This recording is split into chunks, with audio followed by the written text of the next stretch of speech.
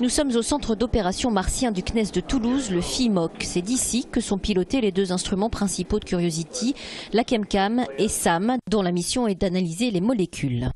Quand les scientifiques vont détecter une roche intéressante, ils vont d'abord faire de la science à distance, donc principalement de l'imagerie, et bien sûr avec ChemCam de la composition minéralogique de la roche. Si elle est intéressante, ils vont faire de la science de contact en déployant le bras et en allant toucher le minéral.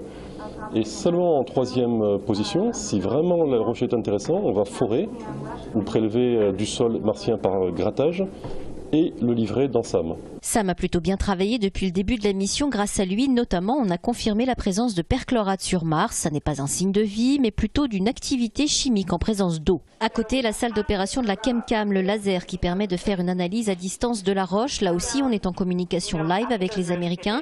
Sur les écrans, les présentations des différents scientifiques et les données planifiées pour le lendemain, puisqu'on envoie des ordres de mission au rover Curiosity dans la nuit. Il les exécute de façon autonome. C'est incroyable de se dire qu'en rentrant 3 commandes à 300-400 millions de kilomètres de la Terre, ça fait bouger un mât au-dessus d'un robot et on pointe vers une pierre et on arrive à viser avec une précision incroyable des roches. On arrive à viser un trou pas plus grand qu'une pièce de 1 cent à 3 mètres de distance.